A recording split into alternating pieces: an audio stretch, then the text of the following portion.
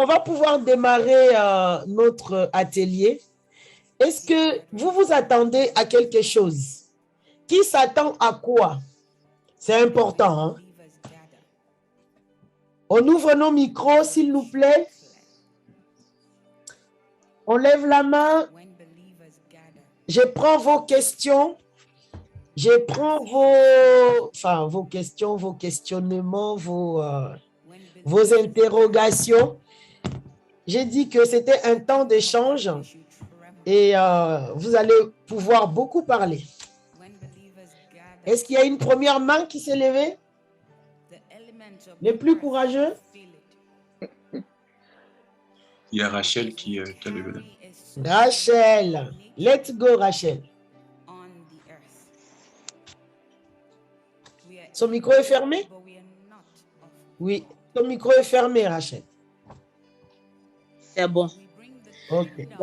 Bonjour à tous, joyeuse Pâques. Que ce nouveau départ soit notre partage au nom de Jésus. Amen. Amen. Merci, Sœur Jolie, pour ce temps de partage. Moi, je m'attends à beaucoup, mais ce que j'espère, ce n'est pas une question en tant que telle, mais pouvoir faire un diagnostic de ma situation personnelle. Tout à l'heure, en priant, vous avez dit, des fois, la relation commence bien et puis à un niveau, ça ne passe plus. Qu'est-ce qui n'a pas marché? Qu'est-ce qui s'est passé? C'est ce que je veux comprendre. Okay. Et si d'autres peuvent poser aussi d'autres questions, peut-être que ça va encore davantage m'éclairer. Je vous remercie. Que Dieu vous bénisse. Amen. Amen. Merci Rachel. Effectivement, le cerveau commun, on y compte. Hein? On compte beaucoup sur le cerveau commun. Que tout le monde puisse se sentir à l'aise pour parler parce que c'est ensemble que nous progressons. Donc, Rachel veut faire un diagnostic de ces relations, pourquoi ça commence bien, ça finit mal et qu'est-ce qui se passe. Ok, merci beaucoup. Quelqu'un d'autre?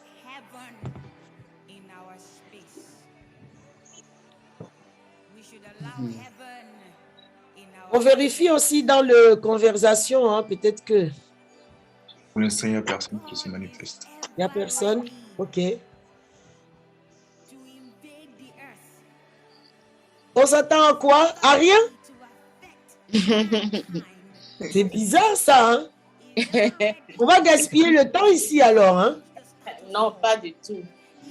Mais alors? Il y a Corinne qui a levé la main. Oui, Corinne.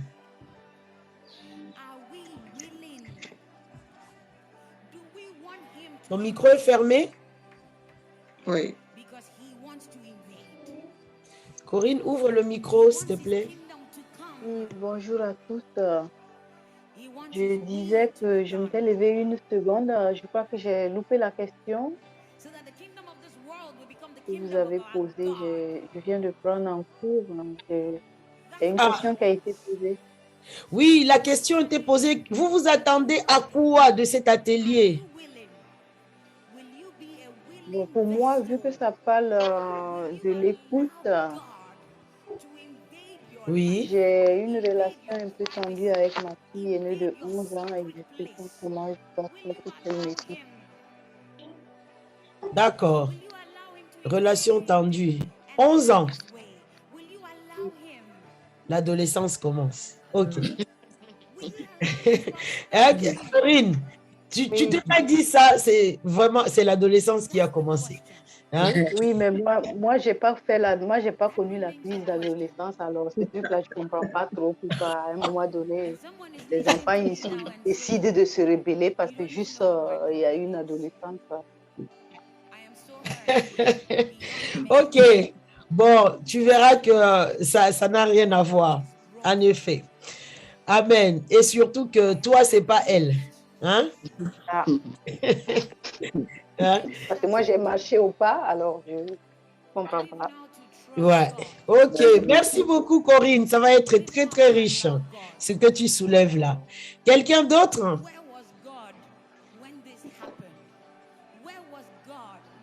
Ou on va interroger, hein?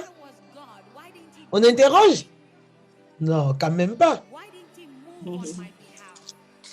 Oui, Joseph. Oui, bonjour. Bonjour, Joseph. Je suis également Joseph Jean-Louis. Je suis de Haïti maintenant. Donc, je vais poser une question, même quand je suis nouveau sur ce panel. Donc, je ne sais pas, est-ce que je vais hors à propos de ce que vous venez de dire. Donc, le thème, c'est, quand je regarde sur l'écran, je vois que l'écoute, la clé d'une communication réussie. Je ne sais pas, est-ce que je peux poser une question à propos de ce thème? Oui, vas-y. Tu es bienvenu. Okay. D'accord, merci. Donc, on dit que l'écoute, c'est la clé d'une communication réussie. Pour ceux ou celles qui n'ont pas la capacité d'écouter, qui utilisent également langage gestuel, est-ce que ces personnes-là ne peuvent pas réussir une communication? Donc, c'est ça ma question. Bien évidemment qu'ils peuvent réussir. Quoi? Ils peuvent réussir la communication. Parce que ils ne peuvent pas écouter. Oui, tu vas voir que, mais ils savent s'exprimer. Ok. Voilà. Donc, du moment où ils peuvent s'exprimer, donc ils peuvent communiquer et ils peuvent aussi écouter. D'accord, merci. D'accord, Joseph? Ok, merci. Merci beaucoup. Monsieur Rival Valsan. Monsieur Valsan. Bonjour, bonsoir tout le monde. Ah, chez toi au Japon, c'est le bonsoir. Chez nous ici, c'est bonjour. Hein? Oui, c'est bonsoir chez moi actuellement. Oui, vous avez demandé concernant nos attentes sur l'atelier aujourd'hui. Normalement, le titre, c'est « L'écoute, clé d'une communication efficace ». En voyant le titre, on suppose déjà que cela fait partie, on suppose, d'une série. Probablement, il y a eu le parler, parce que dans une communication, il n'y a pas uniquement écouter, et il faut que quelqu'un parle. Si dans une relation, deux personnes savent très bien écouter, mais on ne sait pas comment utiliser les mots, comment parler, on aura toujours un problème très sérieux. Et donc, comme je l'ai dit, probablement c'est une série. Je m'attends, peut-être qu'on va faire un peu de background sur comment parler, comment utiliser les mots avant de présenter l'écoute, ou probablement la formation, mais l'atelier sur le parler va venir après. Mais ma présomption est que savoir écouter uniquement et dans une relation ne suffira pas dans la mesure où une ou les deux personnes peuvent ne pas savoir comment utiliser les mots. Ok, très pertinent. Donc, vous avez entendu, Messieurs Valsan demande un autre atelier sur le parler. Bon, de toute façon, nous sommes là pour ça. Hein? On n'a pas fini d'éplucher tout ce qui est dans le bon fonctionnement de nos relations. Hein? Donc, c'est sûr qu'il y aura aussi un atelier sur le parler. Mais aujourd'hui, bien évidemment, on est sur l'écoute. C'est vrai qu'on va se focaliser sur l'écoute. Il faut bien suivre. On ne va pas vraiment approfondir le parler. Ça viendra, hein? Mais déjà sur l'écoute, tu nous feras un retour, Rival, hein, pour nous dire si on a déjà quand même répondu par rapport à l'écoute. Hein? Et puis, dans un second temps, on te promet que l'atelier sur le parler va venir. En effet, hey, la langue des vipères, la langue qui... Ah, c'est compliqué. Non. Non, on a compris. Les couples sont... les couples, des fois, c'est compliqué. Vous avez déjà entendu ces paroles dans le couple. T'as vu comment tu me parles? Hein? Tu as vu comment tu me parles? Qui a déjà entendu ça? Bon, pour ceux qui sont mariés, hein? Tout le monde. Pour ceux qui ne sont pas encore mariés, je crois que cette phrase est étrangère à vous. Mais venez nous rejoindre, vous allez entendre ça. T'as vu comment tu me parles? Ah, d'accord, ok. Mais l'atelier ça va venir. Ok, quelqu'un d'autre a une question ou s'attend à quelque chose? Vous voyez, là, Rival vient de nous proposer le prochain atelier. Hein? Ok, Fernand? Oui, merci Tata Jolie pour la parole et vraiment l'atelier. Moi, je m'attends à beaucoup de choses, mais je vais commencer par mon attente. Ma principale attente, c'est... Il y a qui m'envoie un but et après, quand ça a commencé, mon message me dit ça, c'est bien. Qui est en train de parler? Fernand. Je m'attends à pouvoir écouter un groupe de personnes. Je m'explique. Tu es responsable d'un groupe de personnes. Il y a la vision du groupe. Il y a la vision du leader. Parce qu'il est leader d'un groupe. Il amène le groupe quelque part. Comment être à l'écoute des besoins de chaque personne. Parce que quand c'est un groupe, c'est un peu plus difficile de pouvoir écouter et répondre aux besoins de tout le monde en même temps. Je ne sais pas si vous allez me comprendre, mais comment pouvoir écouter à la fois tout le monde et pour ne pas que quelqu'un se sente lésé, en fait. Je ne sais pas si vous comprenez. Alors là, toi, tu vas pas candidater à la présidence de la République. Hein, Fernand? Oui. Il faut que tu ailles poser ta candidature à la présidence de la République. Hein? Ça viendra. Ok, d'accord. Ok, j'ai compris. On va y arriver. Merci, Fernand. Sylvie. Oui, bonjour tout le monde. Merci, Tata Jolie, pour la parole. En fait, moi, je m'attends à avoir les clés, en fait, pour apprendre justement à pratiquer l'écoute. Voilà, c'est pour ça que cet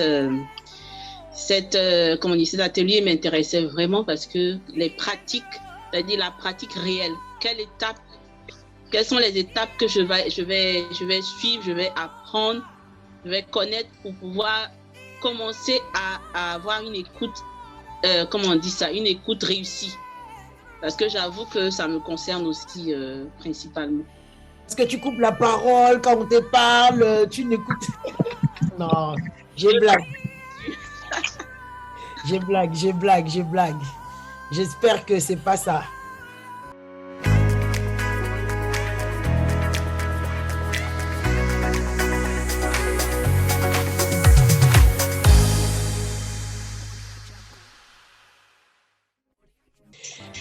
Alors, l'écoute, clé d'une communication réussie. Comme vous le savez, hein, on va aller déjà au commencement. Cette image parle déjà à quelqu'un. Hein? Des fois, on sait... Bon, franchement, je ne vais pas... comment on dit? Monologuer, c'est ça? Je ne vais pas parler toute seule quand même, hein? Ceux qui sont dans des endroits calmes, vous pouvez ouvrir vos micros. Hein? C'est bien que ça soit un temps d'échange. On parle d'écoute. Bon, l'écoute, elle doit être active, mais participative aussi. Hein? Ok, amen. Entendu. Bon. Donc, c'est bien d'échanger. Est-ce que cette image parle à quelqu'un déjà? Ben oui. Est-ce qu'on s'est déjà retrouvé dans des cas comme ça?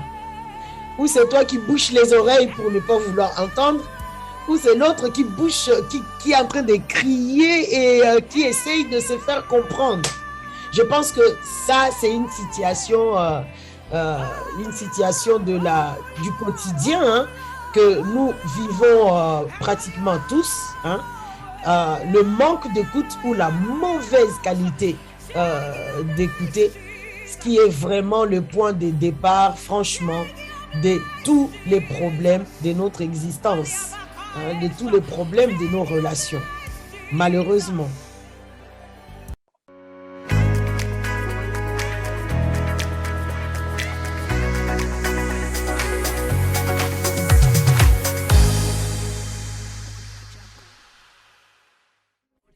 L'écoute est importante. Pourquoi? Parce que qu'est-ce qu'on vise au fait dans l'écoute? Dans notre capacité d'écouter, on vise la communication. Amen. Amen. L'objectif, le but de toute relation, franchement, c'est quoi? La communication. C'est la communication. C'est la communion. On peut dire ça comme ça. La communion, la communication, c'est l'objectif, le but de toute relation. Mais finalement, on se pose la question, hein, la communion, le fait de rentrer en contact ou de rentrer dans l'univers de l'autre, c'est ça la communication, c'est ça la communion. Est-ce qu'on est déjà d'accord avec ça? Amen. Hein? On est en relation avec les autres. Être en relation avec l'autre, c'est pour être, comment dire, c'est pour communier. D'où les mots. Vous voyez, il y a un jeu de mots, hein, dans le mot communication. Bon, c'est l'échange, c'est le transfert. Ça rentre, ça sort, ça rentre par là, ça sort par là. Je rentre dans l'univers de l'autre, l'autre rentre dans mon univers. On fusionne, ok? On devient, comment on dit? On devient un, en fait. Bon, maintenant, ça dépend du type de relation. Mais peu importe le type de relation, l'objectif à un degré ou à un autre, ça va être le même, en fait.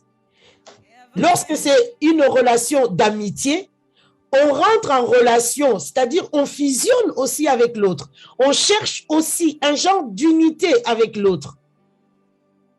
D'accord? Oui. Donc, toute relation vise la communion, la fusion, l'unité. Et pour qu'il y ait unité-fusion, il faut que je rentre dans le monde de l'autre, dans l'univers de l'autre, dans la réalité de l'autre. Les Français, vous savez que le dictionnaire nous met tous d'accord, hein? Donc, le dictionnaire nous dit faire savoir à quelqu'un, c'est ça la communication, ça c'est le dictionnaire. La communication, c'est faire savoir à quelqu'un quelque chose ou faire passer quelque chose à quelqu'un pour qu'il en prenne connaissance. C'est faire partager à quelqu'un, d'accord, un sentiment, un état, un savoir, une chose, une qualité, un bien-être, c'est faire passer quelque chose à quelqu'un d'autre. Ça, c'est le dictionnaire qui le dit, c'est pas moi. Donc, si le dictionnaire l'a établi, c'est-à-dire que toute la société l'a validé. C'est transmettre, vous voyez, ça peut aller même jusqu'au point, je te communique la maladie. Le sida, l'hépatite C, le corona, hein. Miséricorde. Transmettre une maladie, tu communiques tellement, pourquoi on a fait pendant le temps de l'épidémie, on nous a parlé des gestes barrières, c'est pour couper la communion, c'était pour couper la communication. Et ceux qui ont des enfants autour, vous pouvez couper le micro, s'il vous plaît. Merci beaucoup. Donc, communiquer, c'est transmettre. On peut tout transmettre. On peut même transmettre la maladie. Rival disait tout à l'heure, mais pour communiquer, ça passe par le parler, bien évidemment. Pour communiquer, pour transmettre, pour aller dans l'univers de l'autre, ça passe par un pont qui s'appelle le parler. Parler, c'est le pont qui m'amène à rentrer dans l'univers de l'autre. Est-ce qu'on est OK? Même si on dit que prochainement, ça sera un atelier sur le parler. On est d'accord. Hein? Donc, communiquer, les dictionnaires nous dit encore, c'est entrer facilement en contact, faire volontiers part de sa pensée, de ses sentiments. Est-ce qu'on est déjà OK avec la définition du dictionnaire? Oui. C'est ça la communication. Nous sommes en relation pour être en contact avec les autres. Nous sommes en relation pour communier avec les autres ou avec l'autre. Nous sommes en communion. Le but de la relation, c'est de fusionner. Relation d'amitié, relation parent-enfant, relation mari-femme, relation collègue, professionnelle. Peu importe, à un niveau ou à un autre, le but, c'est qu'on puisse trouver un terrain d'entente. C'est ça qu'on va appeler fusion, en fait. Dans le cadre du mariage, cette fusion est très, très élevée. Très, très, très élevée. Mais dans les autres cadres de relation, c'est pareil, au fait. Donc, en somme, on peut dire que vraiment, le but de la relation, c'est la communion. C'est de rentrer en relation avec les autres. C'est faire volontiers part de ses sentiments, de ses émotions, de ses pensées, de tout ce que je suis, au fait, à l'autre. C'est ouvrir la porte de mon univers à l'autre. Est-ce qu'on est OK avec ça? Amen, ça peut aller. Ça peut aller. Donc, vous voyez comme ces messieurs qui est en train d'offrir. Regardez les yeux de la dame, comment ça... Hein? Comment ça pétille? Ça veut dire que la dame a ouvert la porte de son univers. Ça s'est lu dans ses yeux, vrai ou faux? Vrai. Et le monsieur est venu, voilà, avec un langage, hein, je crois que c'est Joseph qui demandait, et ceux qui ne parlent pas ou qui n'ont pas la parole. En fait, pour être écouté, vous pensez que cette dame a entendu ce que le monsieur est en train de lui transmettre comme langage ou pas? Bien sûr que la parole, elle est importante, mais on a d'autres moyens d'expression pour pouvoir communiquer, communier, fusionner avec quelqu'un qui est en face de nous. Donc, ces langages, par exemple, d'offrir, de donner. Là, on voit un cadeau matériel, mais on peut offrir son temps. On peut offrir beaucoup de choses à l'autre. C'est un moyen, c'est une expression aussi. Est-ce qu'on est OK? Amen. Avec ça? Oui. OK. Alors, le but, donc, comme on vient de le voir, de la communication, c'est d'atteindre la fusion, c'est atteindre l'unité dans la relation. D'accord? Oui. Sachant que la fusion ou encore l'unité, c'est vraiment la colonne vertébrale de la relation. S'il n'y a pas de fusion, s'il n'y a pas d'unité, s'il n'y a pas intérêt d'entente, il n'y a pas de colonne vertébrale dans la relation. Et la relation ne pourra pas tenir. Est-ce que c'est... Vous voyez? Oui. Il y a quelque chose qu'il faut retenir. Mais vraiment, j'insiste. La fusion, l'unité est la colonne vertébrale de la relation. Si tu es en relation avec quelqu'un et qu'il n'y a pas cette colonne vertébrale, c'est-à-dire il n'y a pas de terrain d'entente, terrain d'entente, c'est-à-dire on se met d'accord, on est OK sur tel point, on est OK sur des points. Relation professionnelle, par exemple, c'est quoi qui va vous unir? Bah, c'est les bonnes pratiques qu'on fait au boulot, en fait. Est-ce que c'est bon ou il y a des questions jusque-là? Ou on peut avancer? On peut avancer. On peut avancer. OK. Et l'unité, le mot unité, là encore, le dictionnaire nous dit, c'est le caractère de ce qui est un, de ce qui forme un tout. C'est l'harmonie d'ensemble. Hein. On prend ceci, on prend cela. Quand tu prends le café, tu mélanges avec du lait et, ou que tu mélanges avec, comment dire, avec du sucre, ça crée une harmonie, au fait. Il y a un goût qui jaillit de cette fusion, de cet assemblage des éléments. D'accord? Et par exemple, dans le cas du couple, bah, on dit communiquer, communion comme un. C'est ça l'unité, en fait. C'est ça qui forme le couple. Le mot couple, c'est pas, quand on entend couple, il faut pas qu'on se focalise sur mari-femme, homme-femme. Non, non, non, non. On a tous fait le mathématique, hein? On nous a parlé de couple. Un couple, c'est juste l'assemblage des deux. D'accord? C'est l'assemblage des deux. Donc, amitié, c'est un couple. N'allons pas loin, hein? D'accord? Donc, tout type de relation, c'est un couple, en fait. C'est un genre de couple.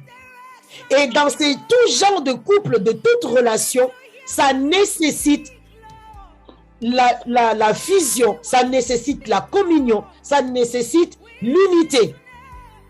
Et ça nécessite l'écoute. Si ces 4 éléments manquent dans la relation sera forcément dysfonctionnelle. Et nous avons vraiment bon espoir que cela ne va plus jamais être votre cas. Amen. D'accord? Hein? Chaque aspect, quand tu es en relation avec quelqu'un, il y a des aspects que vous allez devoir déterminer, de fusionner. Lorsque je suis en relation avec mes collègues de travail, on a déterminé les aspects où nous devons être un. Par exemple, stratégiquement, moi je suis de base infirmière, on a une stratégie vis-à-vis des familles des patients que nous soignons. On peut élaborer une stratégie vis-à-vis d'une famille de patients pour dire, par rapport à cette famille-là, mettons-nous d'accord pour procéder comme ça, comme ça, comme ça. Vous voyez ce que je veux dire? Dans une relation d'amitié, vous devez trouver aussi des points où vous vous mettez d'accord. Ici, dans cette relation, on se met d'accord pour ça, ça, ça, ça, ça. Des fois, on ne se le dit pas. Hein. On ne se le dit pas. Ça coule des sources. Et vous voyez aussi que dans d'autres types de relations, là où vous n'avez pas fixé des limites, ça déborde. Ça déborde et vous vous retrouvez des fois envahi, des fois, oulala, c'est pas le bon moment. Et d'ailleurs, quelque part, le livre de Proverbes dit que ne va pas trop chez ton ami parce que tu vas les dégoûter. C'est vrai. Vous voyez? Donc, ça veut dire que dans chaque relation, effectivement, le but, c'est de rechercher la communion et de chercher à rentrer dans l'univers de l'autre. Mais ça dépend, c'est quel genre de relation pour que je puisse mettre des limites. La manière que je suis en relation avec mon époux ne sera jamais de la même manière que je le serai avec un ami. Il y a des choses que je vais garder entre mon époux et moi, que je ne veux pas dévoiler, que je ne veux pas faire rentrer l'ami dans mon univers. D'accord? Oui, amen. Voilà. Donc, chaque aspect, chaque domaine, chaque dimension que vous avez déterminée dans un type de relation doit être fixée. On doit fixer les objectifs pour fusionner. Ici, je fusionne avec la personne par rapport à quel aspect? Par rapport à quel domaine? Et dans le cadre du mariage, là, c'est waouh. Bon, le minimum, hein, l'esprit, l'âme et le corps. Mais il y a des relations, on n'ira pas, toutes les relations n'iront pas jusqu'au corps. Là, c'est vraiment pour le mariage. D'accord? Dans les autres domaines, assurez-vous que, hein, au niveau de l'âme, il y a quand même le minimum de fusion.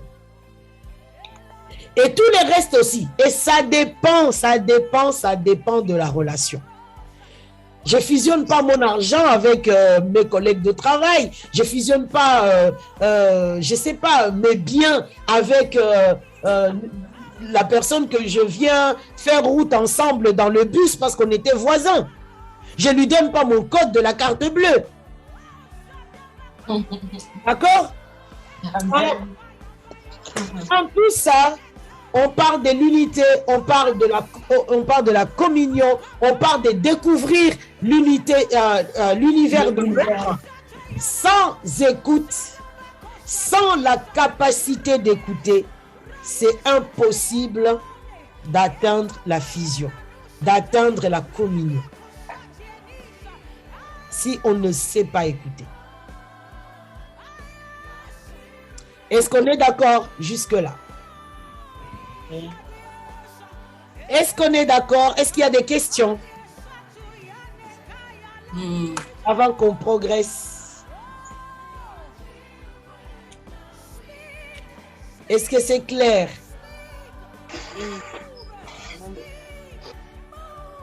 Est-ce que c'est clair pour quelqu'un? Oui, c'est clair. Oui, c'est très clair. J'ai une question. Oui, vas-y, Rachel. Ok, merci Tata Jolie. Tout à l'heure, vous avez dit que dans toute relation, pour qu'elle marche, il faut s'accorder sur des limites. Est-ce que dans une relation entre frères et sœurs aussi, on peut mettre des limites?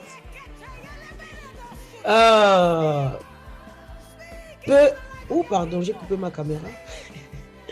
Pardon. Ok.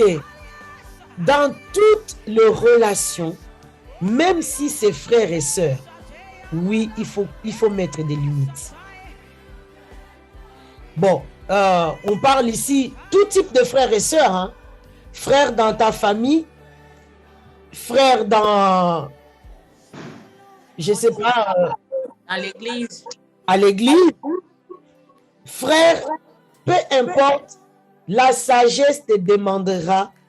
Et si tu ne veux pas entendre cette sagesse, la vie t'enseignera qu'effectivement, il faut toujours placer des limites. Je te donne un exemple. Je sais que cette sœur-là parle trop. Est-ce que tu vas aller ouvrir ton univers comme ça pour dire, juste parce que c'est ma sœur, je n'ai pas de secret pour... bon, secret. Je n'ai rien à lui cacher, il peut tout savoir de moi. Tu vas apprendre à tes dépens qu'on ne fait pas ça. Il y a certains... C'est à toi. En fait, chacun doit évaluer jusqu'où je vais dans cette relation. Et la relation, en fait, lorsque je rentre en relation avec quelqu'un, c'est comme quelqu'un qui vient te visiter chez toi. Si tu as une maison qui ressemble à un château, même si c'est 2 chambres, je ne pense pas que du jour au lendemain ou à la minute qui suit, la personne frappe à ta porte, tu vas le prendre pour dire, ah ben voilà ma maison, ici c'est comme ça, là c'est ça, là tu lui ouvres toutes les chambres, tu lui ouvres, voilà là où je dors avec mon mari, voilà. Tu vas faire ça? Non. Non. Donc, cette façon de faire qu'on fait instinctivement doit s'appliquer aussi dans nos relations.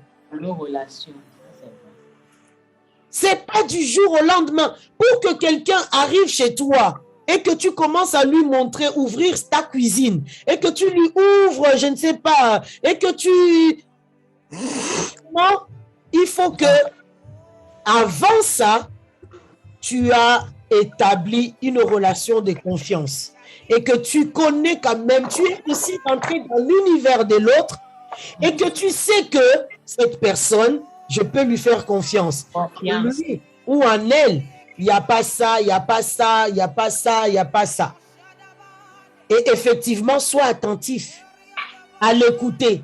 Écoute-le, discerne la personne, regarde, discerne ses motivations.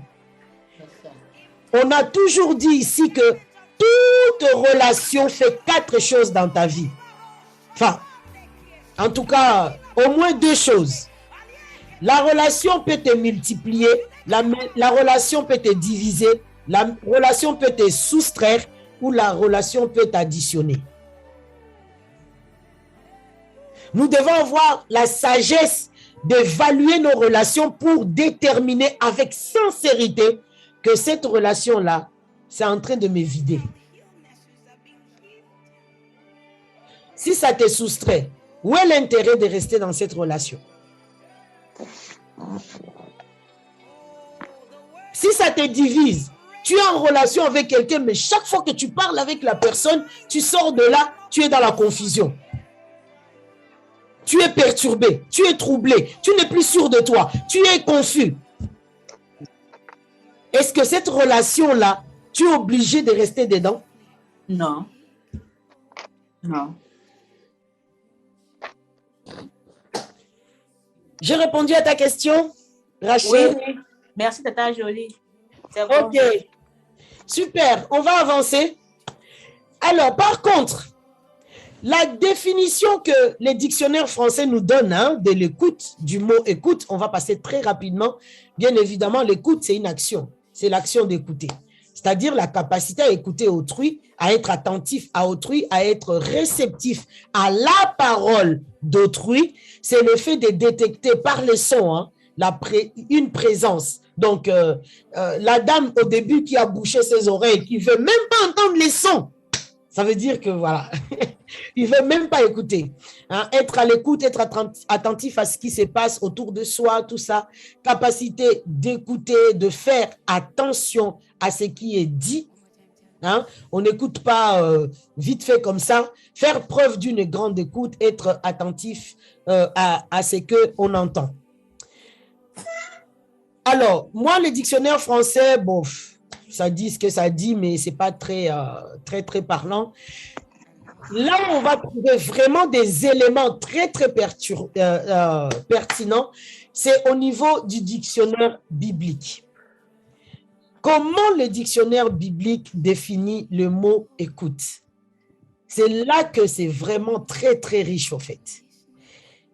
D'après le dictionnaire biblique, écouter, c'est percevoir par l'oreille. C'est percevoir par l'oreille. C'est obéir à.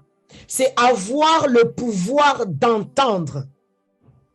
C'est avoir, c'est entendre avec attention et intérêt.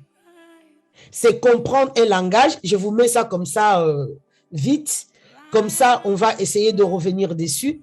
C'est prêter attention, consentir, être d'accord, admettre une requête, céder à, obéir, être obéissant, être entendu, faire entendre, dire, proclamer, émettre un son, sonner à haute voix, faire une proclamation, appeler, etc., etc. Est-ce que ça parle déjà à quelqu'un? Oui. Et est-ce qu'on voit là où c'est profond déjà? Déjà, écoutez, le dictionnaire biblique dit que c'est avoir le pouvoir d'entendre. C'est une capacité. Ça tombe pas comme ça parce que j'ai dit entendre, écouter, parce que c'est différent. C'est pas écouter. D'accord? Parce que justement, le deuxième point dit entendre avec attention et intérêt. Parce que on peut entendre sans intérêt et sans attention. Et lorsque on entend le son de celui qui me parle ou de celle qui me parle, sans faire attention à ce que la personne dit, je ne suis pas en train d'écouter. Je ne suis pas en train d'écouter. Entendre, c'est pas écouter. Entendre, c'est percevoir un son. Écouter, c'est comprendre ces sons. Je ne sais pas si je me fais comprendre. Oui, oui. Hein? Comprendre. Écouter, c'est comprendre, au fait. C'est déchiffrer. Voilà, c'est ça les mots. Écouter, c'est déchiffrer ce que la personne est en train de dire. Amen. Amen. Écouter quelqu'un, c'est percevoir le son. Après avoir perçu le son, on décortique, on déchiffre ce que la personne a dit. Et c'est ça que ça veut dire comprendre.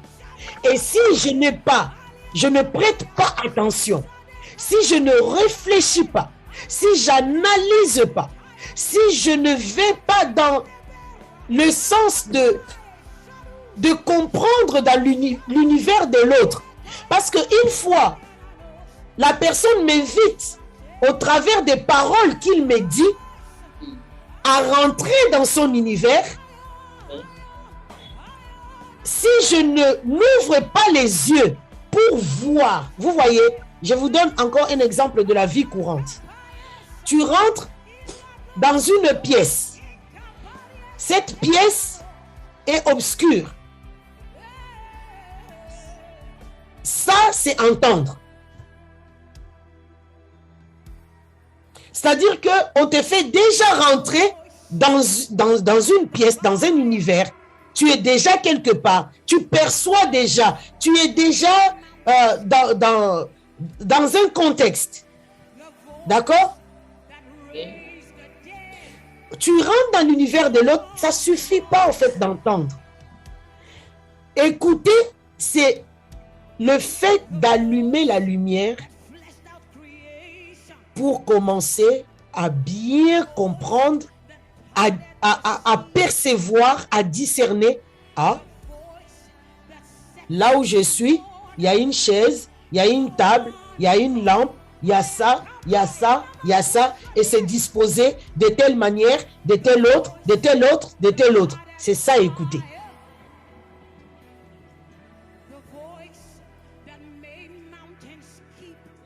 Est-ce que quelqu'un comprend? Oui, amen. Est-ce que c'est clair pour quelqu'un? Oui, c'est clair. Est-ce que quelqu'un t'ouvre son univers et que tu décides de laisser son univers dans l'obscurité? Ça, c'est le manque d'écoute. Et écouter l'autre, ça va être, je rentre dans son univers parce qu'il m'invite par la parole, mais j'allume, je fais les choix. Je prends la décision d'allumer la lampe pour éclairer son univers et comprendre ce qu'il y a dedans. Si je n'allume pas la lampe dans l'univers de l'autre, je ne verrai rien. Je vais commencer à supposer des choses. Tu vas trébucher à une chaise. Ah ouais, il y a une chaise dedans. Mais tu n'auras jamais une bonne vue d'ensemble, en fait. Est-ce que c'est clair pour quelqu'un? Amen. Et pour ça, Amen, bien. Admettre une requête. Une fois, on est dans l'univers de l'autre. On peut maintenant comprendre pourquoi je peux céder à ça, pourquoi je peux être d'accord avec ça, avec la personne. Hein? Oui. Amen. Amen. Moi, je peux dire que, ah oui, je peux vraiment m'asseoir dans cette relation parce que j'ai vu que dans son univers, la personne m'a vraiment réservé une place. Et le fauteuil où il me dit, assieds-toi, waouh, il est confortable.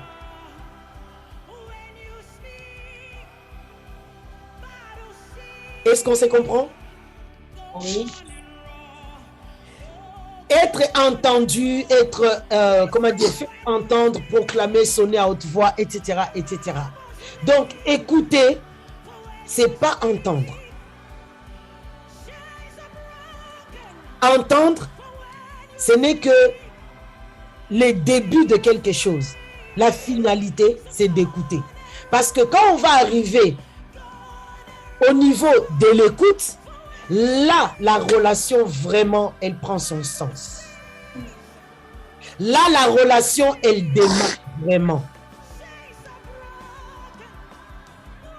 Mais s'il n'y a pas d'écoute, la fusion est impossible, la communion est impossible. Je suis dans l'univers de l'autre, dans le noir. Je suis avec lui sans vraiment profiter de lui ou d'elle.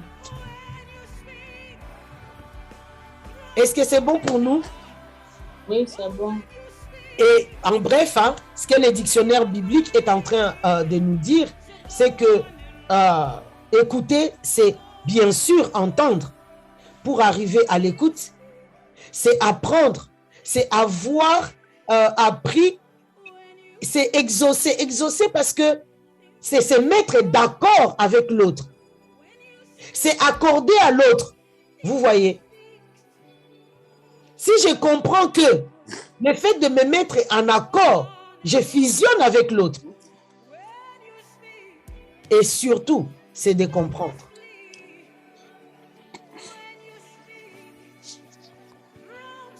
Est-ce qu'il y a des questions jusque-là? Oui. Oui, maman, je pense qu'il y a une question dans le chat. Est-ce que tu peux les lire, s'il te plaît? Ok. Moi, j'ai une question. Celle de savoir si c'est possible que dans le sens de l'écoute, pouvoir écouter une personne, mais pas forcément être d'accord sur le sujet. C'est-à-dire apporter une autre vision de la chose et en discuter. Mais bien évidemment, c'est pour ça qu'on dit accorder. C'est pas parce que je rentre dans l'univers de l'autre que je suis d'accord avec tout. On est d'accord? Non. Je rentre dans l'univers de l'autre pour le comprendre. Et si je vois que dans l'univers de l'autre, le portrait photo est comme ça, en, comment dire, je sais pas, à l'envers, ou je ne sais pas quoi, bah, j'ai le droit de, ou je peux me dire, mais non, c'est pas, là, le portrait de photo est, je sais pas, est en train de tomber. Maintenant, c'est la manière de comment j'apporte à l'autre mon regard sur ce que j'ai vu dans son univers. Avec beaucoup de respect, avec beaucoup de tact, pour dire, ah oui, regarde, la photo est penchée, est-ce que tu peux l'arranger? Ou j'ai vu ça. C'est pas la dictature pour dire, bon, là, peut-être que ça va être la réponse à ce que Corinne disait.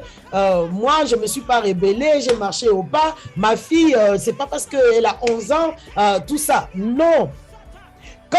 Au fait, il faut rentrer dans l'univers de la personne. Qu'est-ce qui se passe? Est-ce que j'ai compris son univers? Qu'est-ce qui est en train de se passer maintenant dans son univers? Et là seulement, on peut lui apporter des solutions en priant que la personne puisse coopérer. Parce qu'on a été créé des êtres libres. Amen. Amen. Est-ce que j'ai répondu à la question? Ai-je répondu ou pas? Il y a d'autres questions? Oui. Oui, Rachel. Oui, merci, Tata Jolie. Après votre première partie de cette communication, je veux dire que être à l'écoute me semble être un choix. Un choix, parce que quelqu'un peut être à tes côtés peut-être juste pour entendre et faire le choix de ne pas vraiment entrer dans ton univers pour mieux comprendre. Et dans ce cas, je crois que la meilleure manière de faire, c'est se retirer de cette relation. Parce qu'il peut être là juste, il ne veut pas vraiment faire partie de ton univers, il veut juste, peut-être pour ce moment-là, si bien qu'il écoute, il entend juste, mais il ne fait pas mieux. Tu sais comment on les appelle, ces gens-là? Non. Les espions.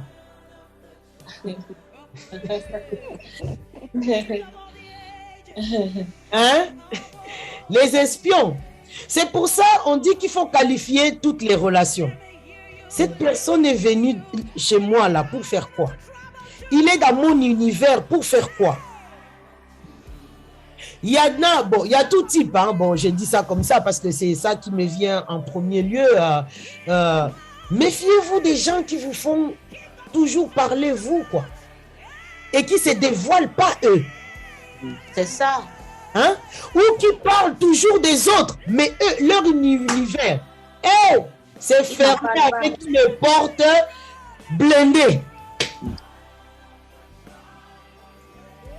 Mais quand ils viennent, leur univers à eux est fermé, mais ils exploitent tellement les univers de tout le monde que c'est devenu leur sujet. Et ils vont venir aussi, bah oui, ils veulent connaître ton univers parce que leur job, c'est d'aller ramener ce qu'ils trouvent. Ah oui, tu sais là-bas, il y a ça, il y a ça. Ah, tu sais là-bas. Bon, si tu discernes ça et que tu vois que, mais au fait, il n'y a pas d'interaction dans cette relation. Je ne reçois rien. C'est toujours moi qui parle. C'est toujours moi. Et puis, quand la personne est partie, après tu vas... Si ce n'est pas une relation qui t'additionne ou encore qui te multiplie, bah, la question c'est à quoi bon en fait? C'est vrai. À quoi bon? J'ai répondu, Rachel? Oui, merci. C'est bien compris. Ok. Alors, quelqu'un d'autre, j'ai vu une deuxième main. Une deuxième main qui a levé la main. Non, c'est pas la peine, j'ai enlevé. Ah, tu as enlevé. Ok. Pas de questions. Pas de questions dans le chat. Quand je viens d'entrer, alors j'écoute ce qui se passe avant que je puisse bien m'expliquer, de rentrer dans votre groupe. Oui, c'était, on posait la question si c'était, il y avait des questions jusque-là. Donc, si tu veux de rentrer, il n'y a pas de souci. Pour le moment, il n'y a pas de question. Je suis. Ok. C'est bon? Pas de questions, on peut avancer. Ok. Donc, la relation est là. L'objectif de la relation, c'est communier avec l'autre. Peu importe le type de relation. En communiant avec l'autre, on arrive à un niveau de fusion. D'accord, si on peut dire ça comme ça. Hein? À un niveau d'accord. S'il n'y a pas d'accord dans une relation, la relation n'a même pas lieu, n'a même pas besoin, c'est pas la peine, quoi. Parce que l'objectif de toute relation, c'est de trouver un terrain. On a quelque chose à faire ensemble. Bien évidemment, pour avancer ensemble. D'accord? Maintenant, comment on communique? Il faut savoir que une meilleure qualité d'écoute exige 3 choses. Premièrement, il y a un système de pensée qu'il faut avoir. Deuxièmement, il y a une manière de parler. Monsieur Valsin. Il y a une manière de parler. Il y a un style de parler. Et il y a un style de comportement. Si on ne soigne pas, on ne discipline pas ces 3 choses, ça va être très compliqué. On n'arrivera pas à bien nous disposer pour rentrer en relation et encore moins à rester à l'écoute. D'accord? D'accord. Vous voyez la dame, comment elle regarde le monsieur là. Le monsieur a l'air d'être devant un juge. Hein? Donc, la parole de Dieu dit que, en effet, Dieu a répandu son amour dans nos cœurs par l'Esprit Saint qu'il nous a donné. D'accord? Tout à l'heure, un des objectifs, j'ai entendu, on veut des clés pour apprendre, des clés pratiques pour écouter. On a dit que dans le dictionnaire biblique, on nous dit l'écoute est le pouvoir. D'accord? Vous vous rappelez? Oui. C'est une capacité. Et Rachel disait tout à l'heure, c'est un choix. Effectivement, c'est un choix à utiliser ou à fonctionner de cette manière-là. Et l'écoute, ça ne tombe pas du ciel comme ça et puis je deviens expert en écoute. Tu dois t'impliquer, tu dois payer un prix. Et franchement, quand on analyse des choses de très près, on réalise que pour être en mesure d'écouter, capable d'écouter, il faut un ingrédient. Et cet ingrédient s'appelle l'amour. Qu'on peut décliner aussi avec d'autres mots comme le respect, tout ça. Mais l'ingrédient principal, c'est l'amour. Or, ici, on est en train de nous dire, Paul est en train de nous dire que Dieu a répandu l'amour dans nos cœurs. L'amour, ce n'est pas un sentiment. L'amour, c'est une personne, c'est une nature. L'amour, c'est une nature. Ça veut dire que j'ai la nature de l'amour en moi, qui est dans mon cœur, que Dieu me donne. Et cette nature va influencer ma manière de penser, ma manière de parler, ma manière de me comporter. D'accord? L'ingrédient majeur dans nos relations, c'est cette nature qui est l'amour. Si on n'en a pas, les choses vont être compliquées. On va vivre dans des relations en cherchant nos propres intérêts, en piétinant les autres, en méprisant les autres, en mélangeant les choses. Ça va être compliqué. Si cet ingrédient n'est pas mis en place. Oh, cet ingrédient n'est pas mis en place parce que juste on le veut. Mais la Bible nous dit, vérité de vérité, c'est Dieu lui-même qui le répand dans nos cœurs.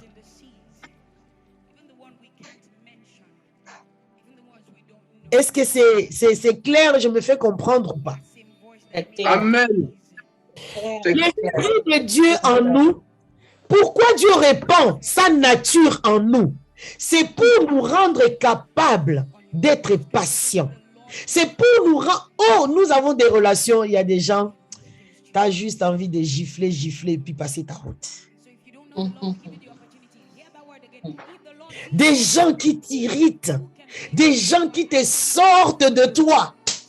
L'expression même en français, là, c'est fort. Hein? Manquer de maîtrise est traduit comme j'ai perdu mon esprit. Vous avez déjà entendu cette expression? J'ai perdu mon sang-froid, j'ai perdu mon esprit, je suis sorti, j'ai été hors de moi. Vrai ou faux? Hein? J'ai été hors de moi. Ah bon? Quelqu'un qui est capable de te sortir hors de toi.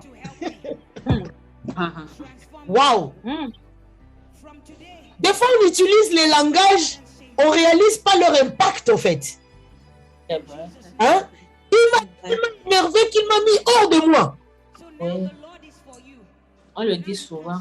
Le monsieur qui a tué sa femme, hein? Le diacre ou le pasteur qui a tué sa femme au Nigeria, va dire, elle m'avait mis hors de moi. Donc, qui était maintenant en toi lorsque tu tuais ta femme? Quel est l'esprit qui était en toi? Le démon. Bon.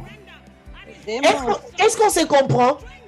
Et dans nos relations, dans n'importe quelle relation, à un niveau ou à un autre, on se retrouve dans ces cas-là. Tout à l'heure, Corinne disait, ma fille de 11 ans, tout ça. Mais qui est en toi? Qui est en toi pour pouvoir te sortir pour t'énerver. Or, s'il y a l'amour, s'il y a la nature de Dieu en nous, cette nature de Dieu en nous rend capable d'être patient, nous rend capable de supporter, nous rend capable de rendre les choses soi-disant impossibles devenir possibles. Amen. Amen. Et nous-mêmes, notre propre volonté ne suffit pas pour aimer les autres. Aimer les autres, c'est-à-dire s'attacher aux autres, fusionner avec les autres, rentrer en relation avec les autres. C'est pas possible. Sans cette nature de Dieu en nous, c'est pas possible. On ne peut pas, on n'y arrivera pas. Voilà pourquoi Dieu a répandu son amour dans notre cœur. Amen. Amen.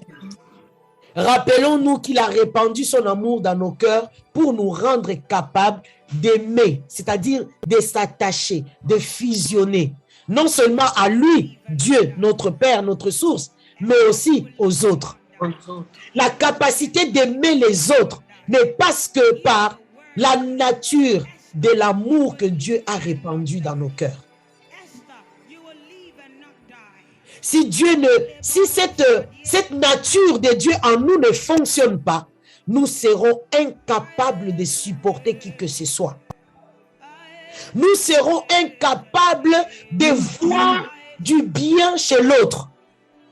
Nous serons incapables de croire même qu'il y a quelque chose de bon dans l'autre. Amen. Amen. Est-ce qu'il y a des questions sur ces points-là? Est-ce qu'on est tous d'accord sur ça? Est-ce qu'on est convaincus? Moi, je suis d'accord. Est-ce qu'on est convaincus? Oui, je suis d'accord aussi. Ok. Vraiment, comment dire? Le nœud de la chose, c'est cette nature de Dieu en nous. S'il n'y en a pas, c'est compliqué de s'attacher aux autres, c'est-à-dire d'aimer les autres. Or, même pour écouter l'autre, mais il faut vraiment que cette nature-là fonctionne en moi. Ça, c'est vrai. Si cette nature ne fonctionne pas en moi, je serai hors de moi. Oui, c'est vrai. Je serai hors de moi. Je ne peux même pas t'écouter. Je ne peux même pas te donner une minute de mon précieux temps. Je ne peux même pas penser te faire du bien. Je ne peux même pas penser être heureux de te voir heureuse ou heureux, content, en train de danser, ton cœur est en joie. Je ne peux même pas provoquer des situations pour que ton cœur soit heureux.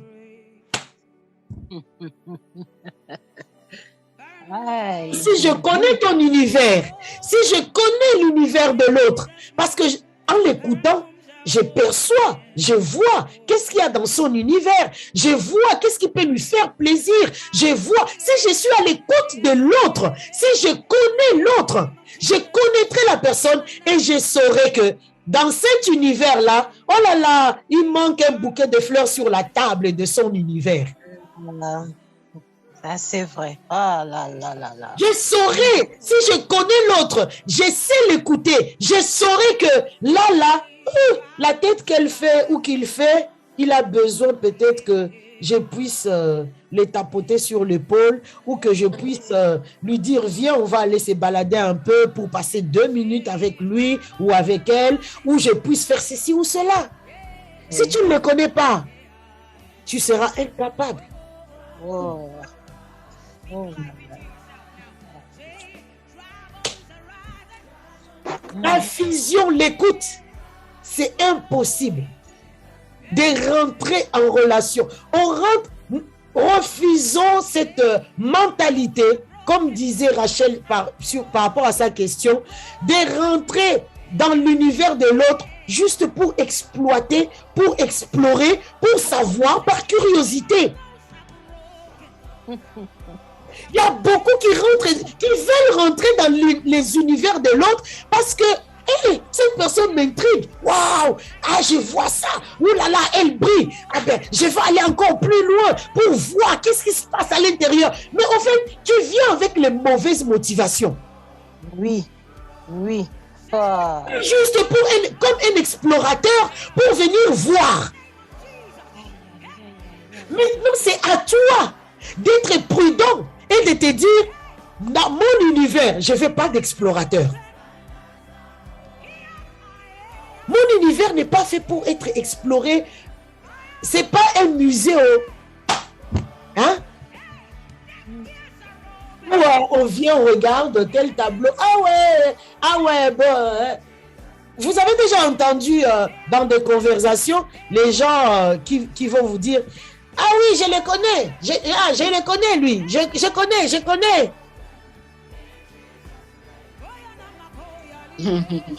Je le connais, mais juste pour la fierté de dire que je connais cette personne. Alors qu'il n'y a même pas d'interaction vraie avec la personne.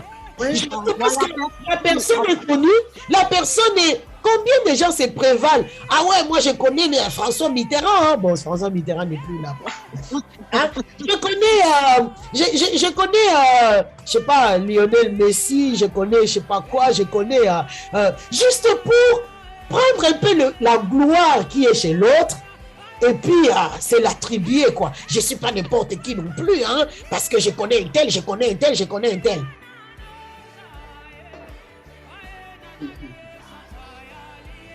C'est pour ça que le journaux Pardon? On voit la personne, mais on ne connaît pas la personne. Voir la personne, on ne connaît pas la personne. Je n'ai pas compris. Ben, c'est-à-dire, on voit la personne vient, la personne parle avec toi, mais au fond de la personne, on ne sait pas qui est cette personne-là. C'est ça. Donc, c'est de notre responsabilité à chacun de qualifier les relations. Ça, personne ne peut le faire à ta place. C'est à toi de le faire. Tout à fait. Que dans ton cœur aussi, qu'il n'ait pas des intérêts bizarres. Vous voyez? Mais pourquoi ça fonctionne des fois? Parce qu'en nous, on cherche des intérêts bizarres et compliqués. On se sent quand même bien qu'on dise que je connais, je sais pas, la star de ceci ou de cela. Bah si on m'associe à lui ou à elle, bah on va pas me prendre pour n'importe qui. Beaucoup de nos enfants se retrouvent dans ces pièges-là. Parce que vous savez que l'adolescence, lorsque l'enfant cherche son identité, il y a le phénomène de faire partie des groupes. Et il y a des enfants qui peuvent se retrouver dans un groupe donné, rien que parce qu'il s'est dit, si je ne rentre pas dans ces groupes-là, je serai méprisé, je serai... Voilà, on va me dire que ceci ou cela, pour être bien vu. Donc, la capacité à aimer, à supporter, à s'attacher aux autres, c'est Dieu qui le met dans nos cœurs. En répandant dans nos cœurs sa nature, qui est l'amour.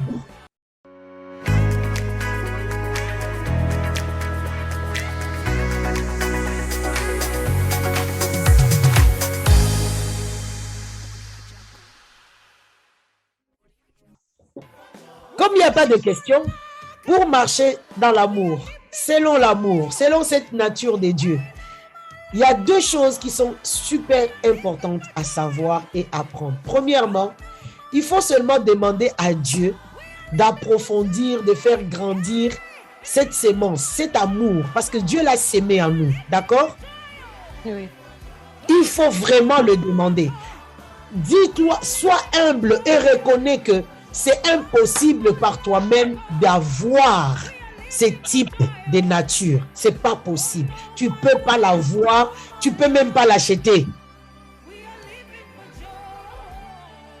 Tu ne peux pas l'acheter. Il n'y a que Dieu qui possède cette nature-là.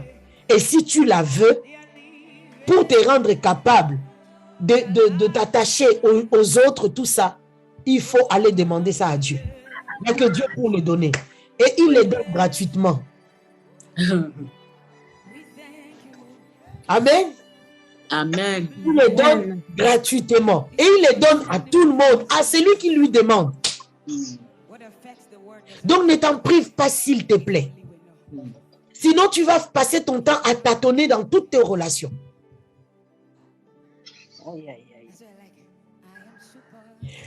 Et il faut comprendre que si tu ne demandes pas cette nature à Dieu, bah, c'est de l'ignorance, hein? Et puis c'est juste de l'arrogance et l'orgueil et la suffisance.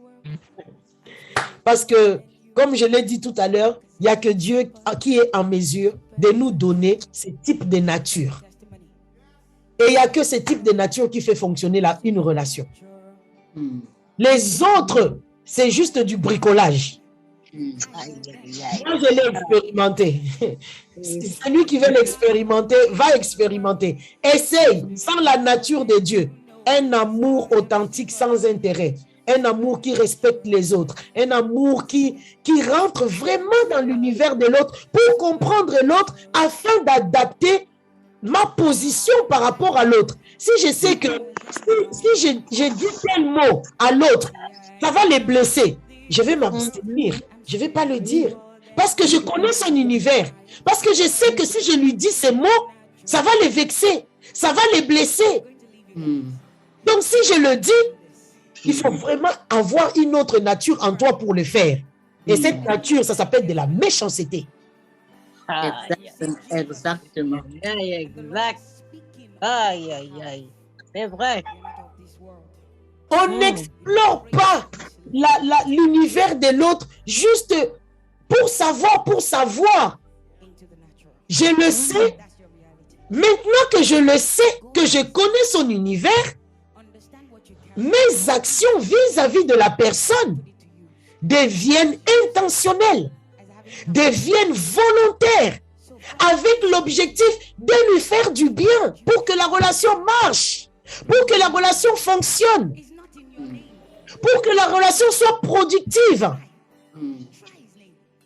Je sais que si je ne fais... C'est pour ça, dans les dictionnaires bibliques, on te donne la définition de écouter, c'est obéir. C'est pour ça. Lorsque je connais l'univers de l'autre, je vais obéir à certaines choses que j'ai vues pour que l'autre soit à l'aise. Je vais obéir dans ma conscience en disant, si je lui dis ça, ça va lui faire mal. Donc, j'obéis à ne pas le dire ou à ne pas le faire. Amen. Amen. La deuxième chose qu'il faut comprendre par rapport à marcher selon l'amour, c'est que pour rendre cette nature de Dieu en nous effective, opérationnelle, que ça puisse se manifester, nous devons coopérer avec Dieu, au fait. En obéissant à... Parce que tu as toujours cette voix intérieure. Même les gens qui n'ont pas encore été très loin dans leur relation avec Dieu, ils savent que voler, c'est pas bien. Ils savent que mentir, c'est pas bien. Ils savent que... ils savent. Pourquoi? Parce que en eux, il y a quand même cette nature de Dieu. Il y a quelque chose de Dieu. Même s'ils n'ont pas encore franchi le cap, je ne sais pas, d'aller encore plus loin avec Dieu, mais croyez-moi, dans n'importe quel être humain, il a quelque chose de Dieu qu'on appelle la conscience. Attends, excuse-moi. J'ai pas oublié de lever ma main. Vas-y. Excuse-moi. Mais il y a des gens qui sont très loin avec Dieu, qui sont à fond avec lui, et ils mentent toujours, parce que moi je connais quelqu'un comme ça. La personne ment toujours.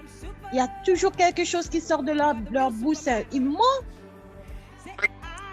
Ils mentent. Alors, on a dit que quelqu'un qui n'est pas encore allé loin avec Dieu, il ne faut pas que ça nous étonne de le voir mentir. Parce qu'il y a une nature en lui qui le pousse de le faire. Il n'a pas encore vu la lumière. Il n'a pas encore compris que la nature de Dieu n'a pas encore colonisé au fait sa pensée, sa façon de parler ou encore son comportement.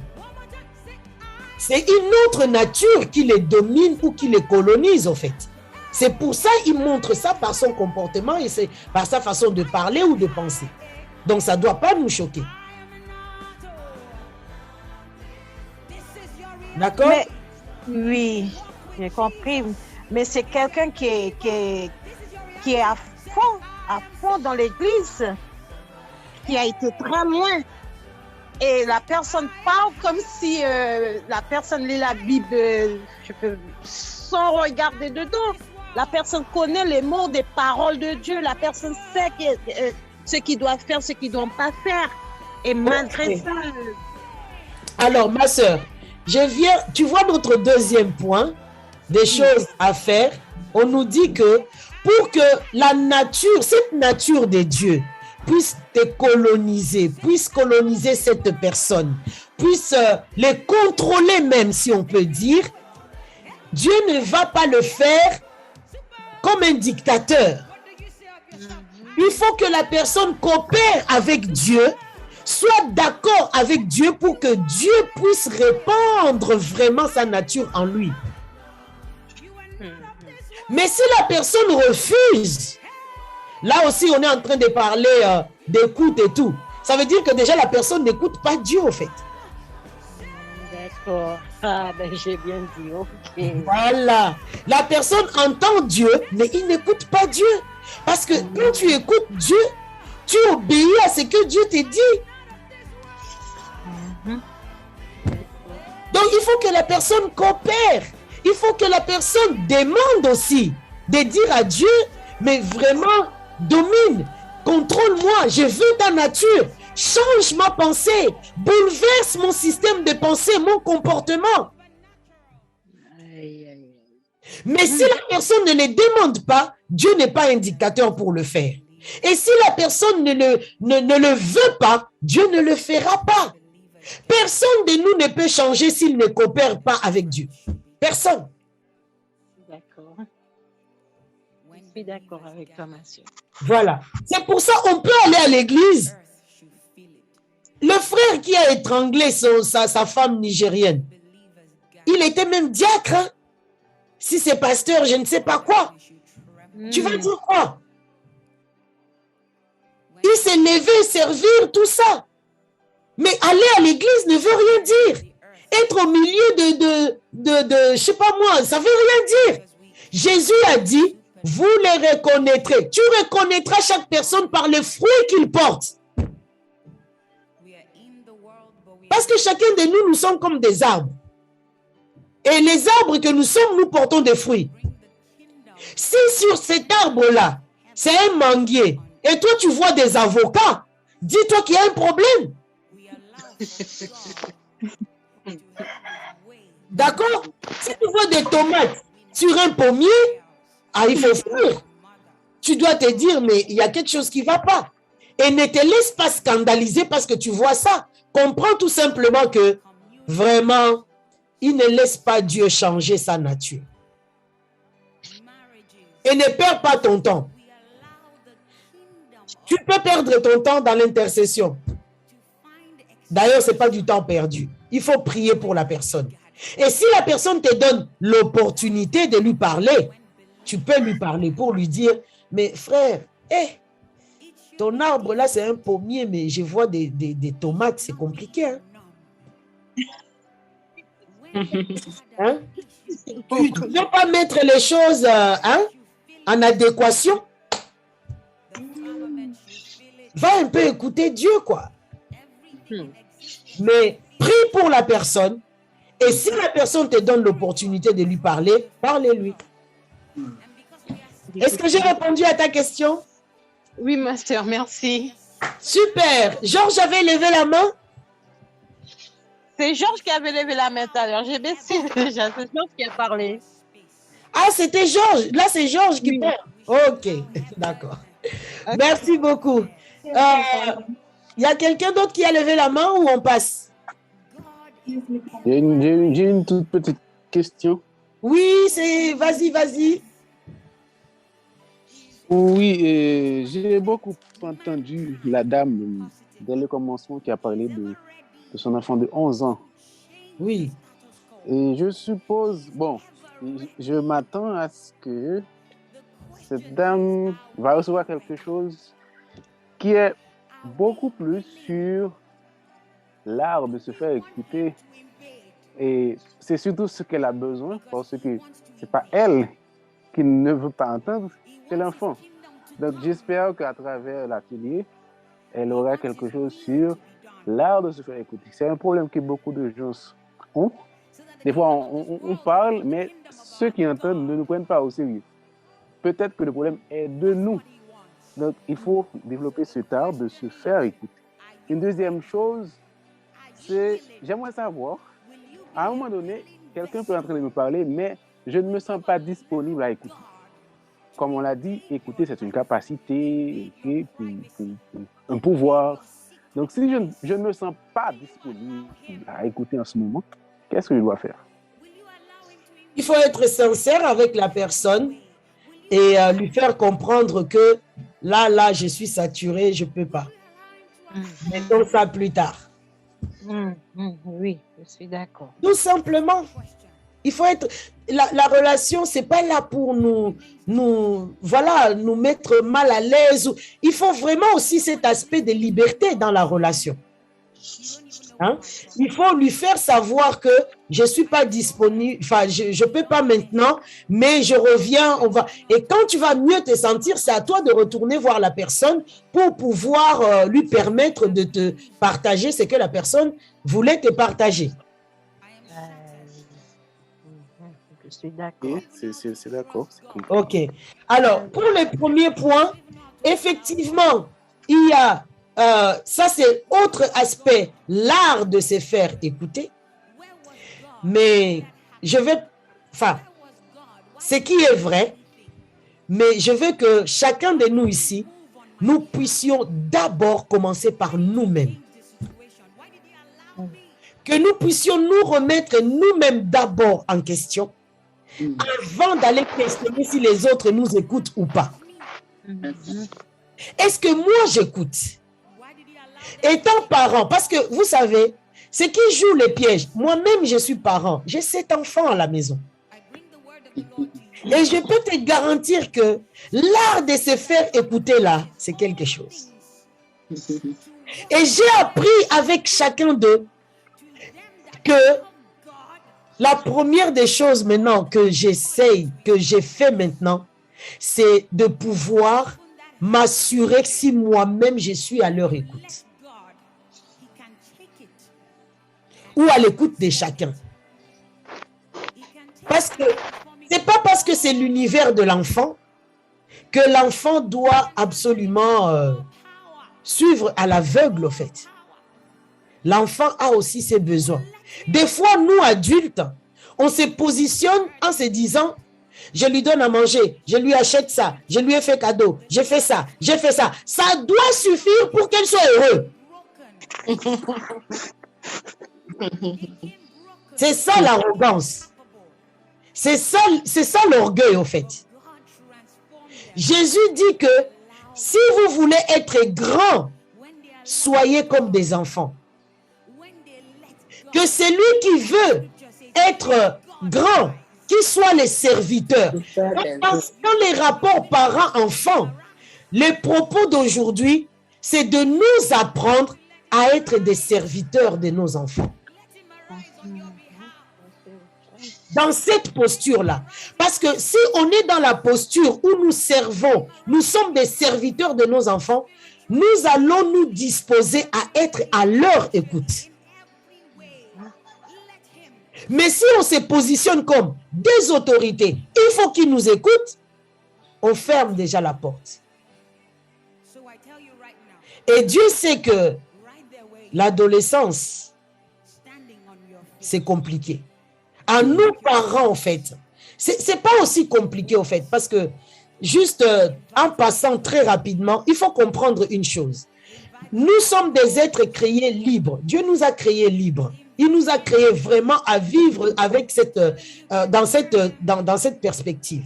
Cette liberté-là, tout individu qui naît va vouloir le mettre en place. Ça commence quand? Vous allez constater que à partir de l'âge de 18 mois, 2 ans, 2 ans et demi, l'enfant devient comme... L'enfant s'impose, en fait. L'enfant s'impose. L'enfant, tu lui dis... En fait, c'est l'âge où l'enfant dit non à tout. Tu as mangé? Non. Tu es triste? Non. Pourtant, il est en train de sourire. Tout est non. C'est son mot favori. En fait, c'est un non ça sort tout seul. Parce qu'il y a un mécanisme au-dedans de l'enfant, un processus qui est en train d'être mis en place pour définir son univers. Et il veut que pour que tu rentres dans son univers, que lui, il te donne l'autorisation. Exactement. Pourtant, il n'a que 18 mois ou 2 ans. Et le problème, c'est que si les parents ont compris et qu'ils lui laissent son art de dire non, et puis les parents montrent à l'enfant que je respecte, d'accord, je suis d'accord, je te respecte. Tu veux pas... Si le parent montre le respect à l'enfant de 2 ans, l'enfant va sortir de cette période avec le sentiment et l'assurance qu'il est respecté, que son univers est respecté. Mais si les parents s'imposent de manière comment on dit, la dictature là, oui, l'enfant va refouler cette frustration en lui. C'est ça. Il va laisser couler les choses et il va grandir. Arrivé à l'adolescence, le même processus va se remettre encore en marche. Et là, c'est comme une bactérie qui s'est couverte d'une couche. L'enfant va être encore beaucoup plus résistant à son non. Il va dire non, non. C'est pour ça que vous entendez parler des crises d'adolescence. Nous, on a grandi dans des environnements que on était tellement réprimés que tu ne pouvais pas... On avalait ça parce que c'était culturel, c'était comme ça, c'était machin et tout. Mais les enfants qui naissent ici, qui grandissent ici, où c'est le vent de liberté, de je ne sais pas quoi, c'est là où nous, des fois, on est perdus. On se dit, mais attends, moi j'obéissais à mes parents au doigt et à l'œil. Ils n'avaient même pas besoin de parler. Ils me regardaient seulement comme ça, il est droit. Voilà, tu oses même me répondre. Mais c'est leur environnement. Ils sont nés dans cet environnement qui autorise certaines choses. C'est pour ça que je disais tout à l'heure que à Corinne, toi, tu n'es pas elle, au fait. Et si Corinne veut s'en sortir avec sa fille, il faut qu'elle apprenne à rentrer dans l'univers de sa fille. Il faut qu'elle rentre.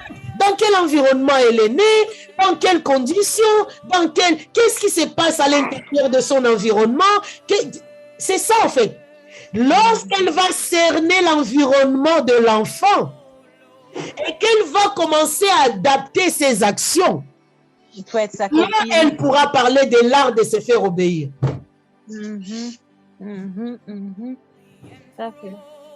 Amen. Amen. Je ne sais pas si j'ai répondu à la question. Hein, Monsieur Valsin?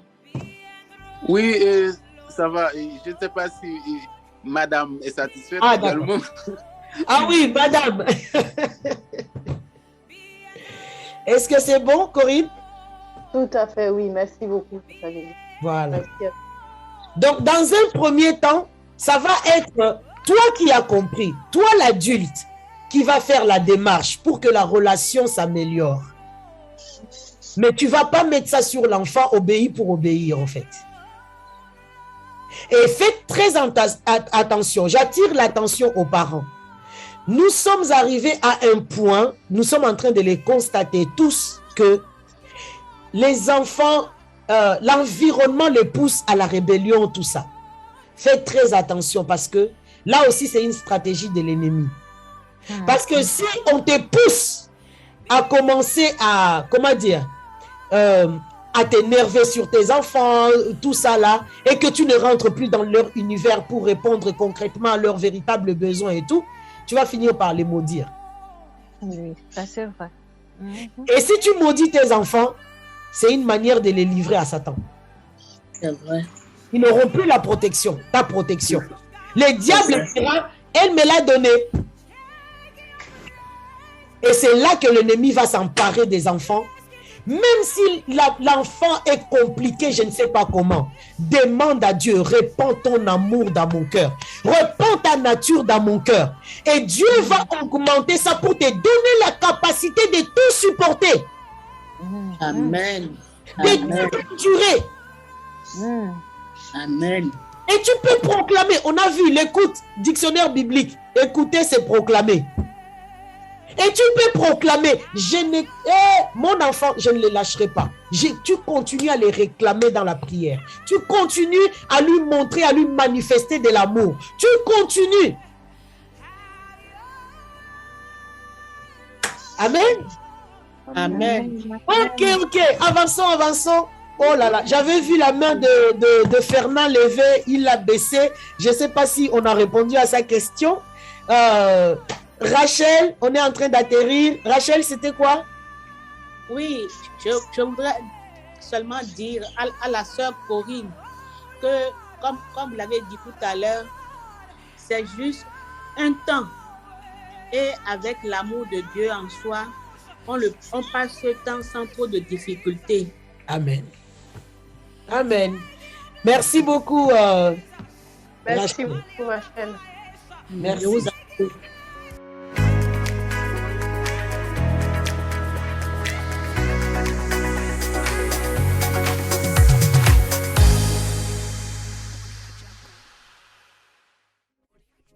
Est-ce qu'il y a des questions? En tout cas, moi, j'ai fini. J'ai fait le... Oui, question, oui. Oui, on y va. Je peux, s'il vous plaît? Oui. Ok, merci. Tata Jolie, vraiment, merci pour l'éclairage, les explications, les exemples, vraiment. Que le Seigneur vous bénisse davantage. Amen. Toute la gloire lui revient. Amen. Moi, j'ai une question. Je suppose, par exemple, que je traite avec un frère ou une soeur de ma famille sur un sujet. Et sans que l'intéressé ne m'ait pas écouté et compris pourquoi j'ai fait ou j'ai fait ça, se permet de poser un acte qui peut me frustrer et qui puisse nous empêcher de communiquer. Alors, dans ce cas, moi, je me suis dit, ben, comme vous l'avez dit, la communication, bien la bonne écoute nécessite de l'amour et du respect pour l'autre. Si tant que cela est vrai, si vraiment, même si elle n'a pas de l'amour pour moi, si elle a quand même un peu de respect pour moi, elle se serait permise de me demander, mais pourquoi tu as fait ça ou ça avant de prendre des dispositions contraires à la bonne communion. Et moi, pour éviter les histoires, comme moi, je n'aime pas beaucoup les problèmes, je me suis mise à l'écart et je me suis dit, si c'est comme ça que tu as fonctionné, là, je crois que je n'ai plus beaucoup de choses à te dire. Et malheureusement, c'est tombé pendant la période des carèmes là. C'est pas parce que je lui en veux, mais je ne veux plus discuter de ce problème-là pour que les choses prennent de l'ampleur. Est-ce que selon vous, c'est la bonne attitude ou j'aurais pu faire autrement? En fait, je ne lui en veux pas, mais j'apprécie son comportement par rapport aux gestes, non, aux actions posées, et je préfère m'isoler pour que ça ne dégénère pas. Alors, si tu fais ça, ça ne va pas l'aider au fait. Ça ne va pas l'aider. Il y a un grand méga principe que Jésus nous a laissé dans la parole. Oui. Par rapport à la gestion en fait de conflits ou de relations. Des relations. Il dit il donne l'exemple.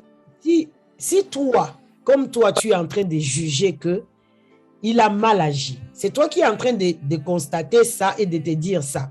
Hein? Oui, oui. Tu constates qu'il a mal agi. Et Jésus dit, si toi, tu constates que ton frère a mal agi ou une relation dans laquelle la personne a mal agi, la Bible dit a péché contre toi. En tout cas, disons a mal agi. La Bible dit, c'est toi qui as la responsabilité d'aller le voir pour lui dire, frère, tu as mal fait ce que tu as fait. Je n'ai pas apprécié. Et tu lui dis pourquoi. Voilà, il y a eu ça, tu as fait ça, ça m'a blessé, tu t'es mal comporté. Voilà, tu lui dis ce que tu as vu qui t'a blessé. D'accord? Et la Bible dit, Jésus dit, si tu fais ça et que la personne réalise que, ah, mince, j'étais blessé, waouh, j'en étais même pas conscient, moi je l'ai fait. En fait, il va te dire, il va te faire un retour, en fait. Et si il te fait le retour et puis il réalise, ah là là, pardonne-moi, j'ai fait ça comme ça, j'ai réalisé pas que, et que la personne s'excuse.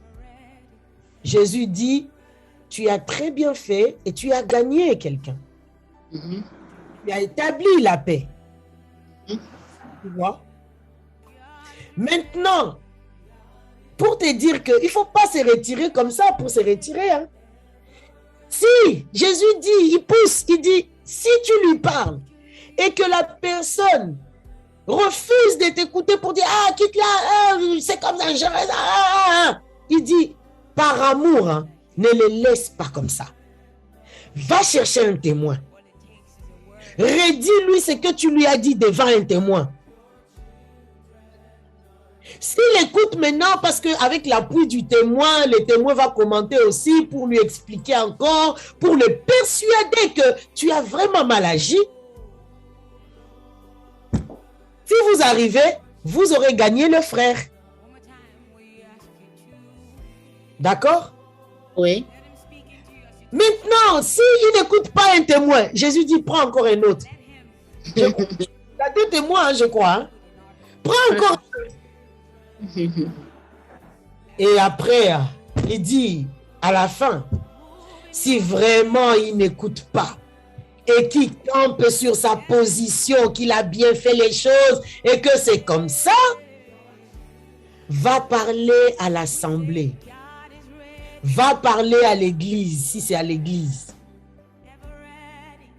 C'est à ce point qu'on doit arriver pour dire, je vais aller déposer plainte pour ceux qui ne sont pas dans l'église. Va dire aux autorités. À l'église, Jésus dit qu'on puisse les considérer comme un païen. Au tribunal, on va dire, toi, on va te mettre en prison. Et là, tu auras fait ta part, tu auras recherché la paix, tu auras recherché l'unité. Cette histoire où tu entends une histoire et puis on va accuser et puis Le processus, c'est ça. Entre parenthèses, lorsque quelqu'un vient t'apporter quelque chose, soyez sage. Dites à la personne, toi tu viens te plaindre que quelqu'un t'a fait ça. Est-ce que tu as été voir cette personne? Est-ce que tu lui as dit que la personne, tu m'as blessé? Parce qu'il y en a qui mélangent les relations comme ça aussi. Ils n'ont pas suivi le processus. Ils mélangent les frères. Ils manipulent les gens. Pas le courage de te lever pour aller dire à un frère ou à une sœur que tu m'as blessé et que tu ailles parler à côté. Tu es en train de détruire les frères. Tu es en train de séparer les frères. Tu es un agent du diable. Tu fais un business qui n'est pas le business de Dieu. Voici le processus que Dieu nous demande. Donc là, comme tu dis, ça tombe période de Pâques, tout ça. Il faut vraiment que tu ailles voir le frère, que tu lui dises, frère, ce que tu as fait, ça m'avait blessé. Tu as fait ça, tu as fait ça, tu as fait ça. Et tu entendras ce qu'il te dira. S'il te comprend, ça peut s'arrêter là. Et puis voilà, vous avez gagné votre relation. Parce que n'oublions jamais que l'autre est toujours une bénédiction pour nous. Il ne faut pas cracher dessus. Jamais cracher sur une relation. Amen. Amen. Merci beaucoup. En fait, je craignais qu'elle dise, ah, tu m'as vilipendé, tu as parlé de moi à quelqu'un. Mais tu n'as pas parlé d'elle à quelqu'un. Tu es parti. Non, pour l'instant, je n'ai rien dit à quelqu'un. Je fais ça pour moi. Et j'ai demandé à mon Dieu, pardonne-moi pour que je ne passe pas mal ce moment de carême là, parce que je ne veux pas transporter encore ce fardeau là après ce temps de carême. Tu as bien fait, tu n'en as pas parlé. Tu es vraiment dans ce que Jésus dit. D'accord? Mais il faut que tu ailles la voir. Tu lui dis, voilà ce que tu as fait. Ça m'a pas... Tu vois? Parce que en tête là comme ça, entre nous, voilà. La personne voit justement que tu ne l'as pas calomnié, tu ne l'as pas vilipendé, tu ne l'as pas mis à l'extérieur et il va se sentir valorisé. C'est pour ça que Jésus dit qu'on doit procéder comme ça. C'est pour ça que c'est possible de le regagner encore. Tu vois? Oui. Donc, il faut vraiment retourner le voir. Et si tu vas le voir et puis il fait des histoires ou quoi, là, tu lui dis, vraiment, là, tu m'obliges de chercher un témoin pour que je te parle devant un témoin. Parce que je suis convaincu que ce que tu as fait, c'était pas bon. Ok. Merci encore. J'ai pris. Dès que tu vas lui parler, tu vas les gagner. Amen. Amen. Et puis, j'ai un dernier. Maintenant, c'est un complément. C'est par rapport à la sœur qui a un conflit avec sa collègue de bureau ou de travail. J'aimerais lui dire de bien suivre vos consignes, mais tout dans l'amour, dans le respect, pour qu'il n'y ait pas rancune ou rancœur par rapport à leur relation. Tout à fait. Je vous remercie. Merci beaucoup. Alors, je vois les mains jaunes. Je pense qu'on a fait les tours. Est-ce que tout est clair? Est-ce que tout le monde... Quelqu'un a été béni ici au moins? Hein? Moi. Capté?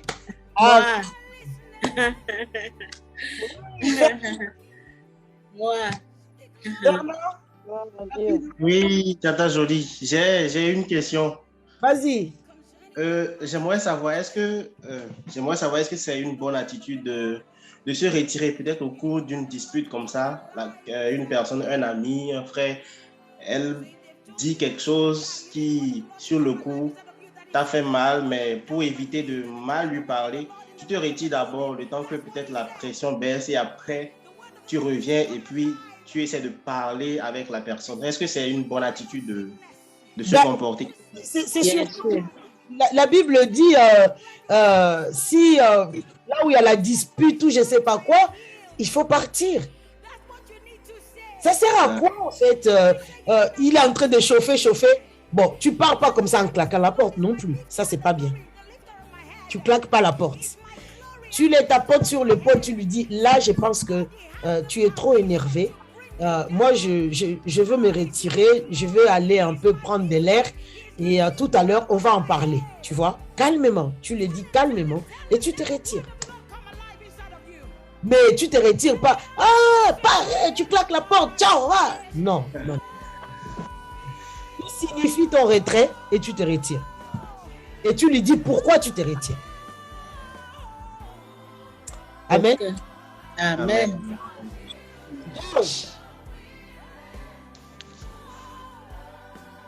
Le micro est fermé. Le micro est fermé de Georges. Il avait levé la main tout à l'heure. Oui. Ouvre ton micro, s'il te plaît. Aïe, aïe, aïe. Bon. Si tu parles, on ne t'entend pas parce que ton micro est fermé.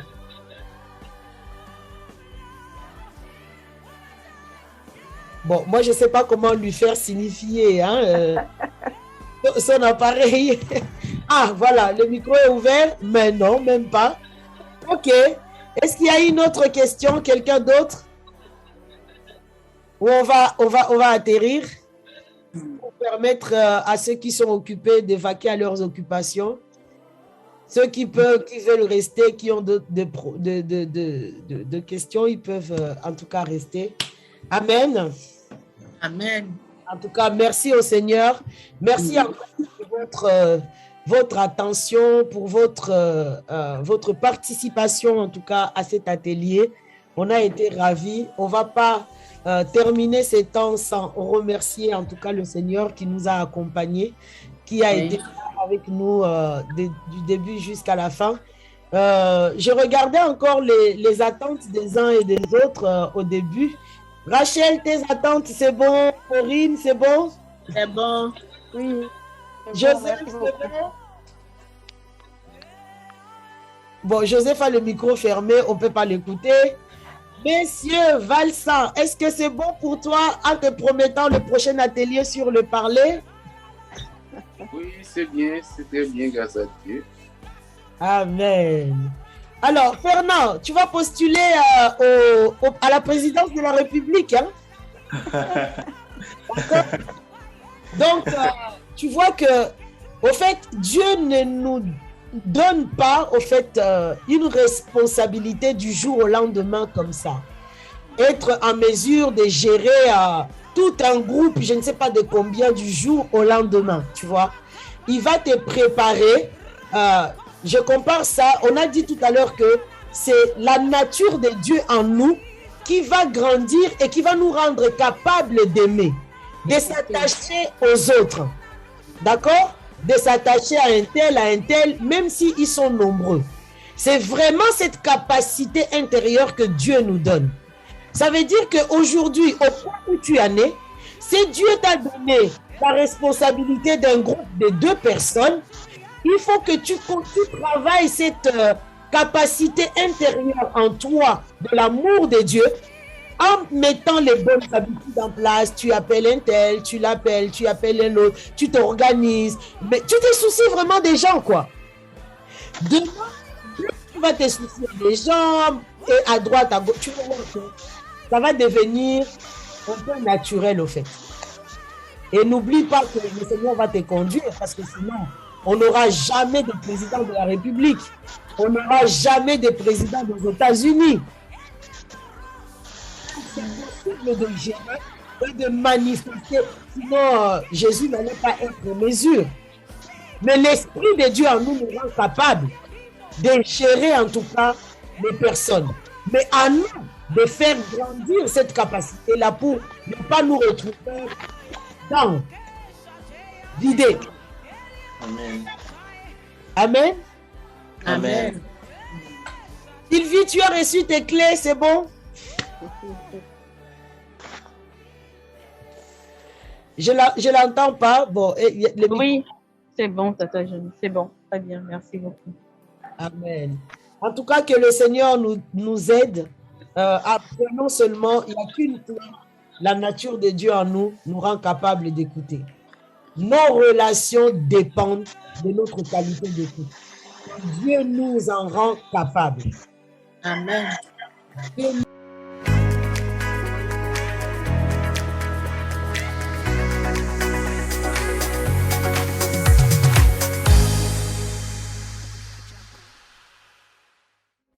On va prier. Chacun va prier pour sa part, par rapport à ce qu'il a entendu. Elle a entendu.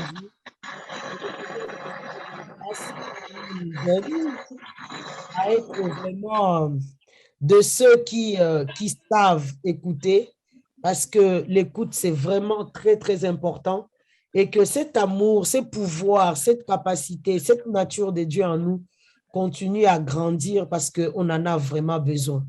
Que le Seigneur nous accorde la grâce de sortir de l'orgueil, de la suffisance, à croire qu'on n'a pas besoin de lui, alors qu'on a vraiment, vraiment, vraiment, vraiment besoin de lui plus que jamais.